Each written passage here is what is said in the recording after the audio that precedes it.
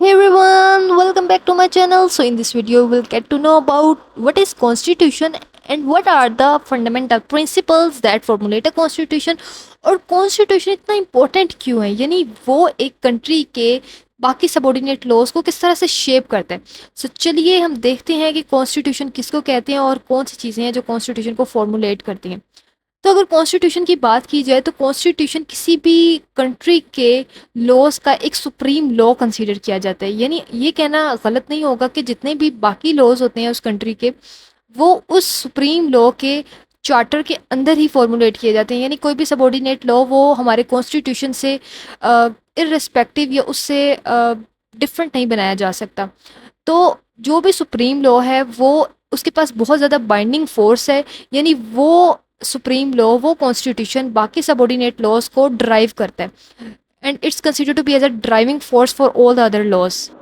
Constitution सिर्फ पाकिस्तान के अंदर सुप्रीम लॉ कंसिडर किया जाता है, लेकिन यूके के अंदर जितने भी उनके लॉज हैं जो पार्लियामेंट पास करती है उनको सुप्रीम और सबॉर्डिनेट कंसिडर किया जाता है। Now if talk about the doctrine of judicial review, तो ये डॉक्ट्रिन हमें ये बताती है कि कोई भी कॉन्स्टिट्यूशन की डेविएंट चीज़ बनाई जाएगी, लॉ बनाया जाएगा, उसको नल एंड वॉइड कंसिडर किया जाएगा। इसी के कॉन्टेक्स्ट के अंदर यूएस के अंदर भी एक जुडिकाटर एक्ट पास किया गया था जिसकी प्रोविजंस जो थी वो कॉन्स्टिट्यूशन के बिल्कुल अगेंस्ट थी। तो इसीलिए उस एक्ट को भी जॉन मार्शल ने नल एंड वॉइड कंसिडर कर दिया था।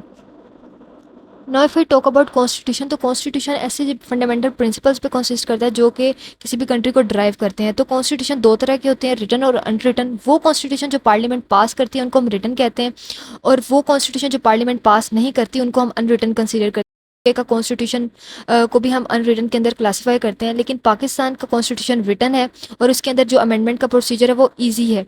और जो अनरिटन कॉन्स्टिट्यूशन होते हैं उनके अंदर अमेंडमेंट का प्रोसीजर कम्प्लेक्स होता है और 3/4 मेजोरिटी रिक्वायर्ड होती है।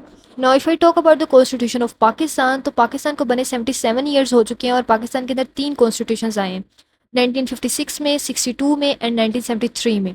तो जो 1973 का कॉन्स्टिट्यूशन है वो 51 ईयर्स ओल्ड है, जिसके अंदर 26 अमेंडमेंट्स हो चुके हैं, 280 आर्टिकल्स हैं और 12 पार्ट्स हैं। अगर अमेंडमेंट के कॉन्टेक्स्ट में बात की जाए तो पाकिस्तान के कॉन्स्टिट्यूशन को अमेंड करने के लिए 2/3 मेजोरिटी रिक्वायर्ड है, जो कि ईजी टू अटेन है। Now if you have further queries, any problem, you can write it down in the comment section. Thank you. See you till next time.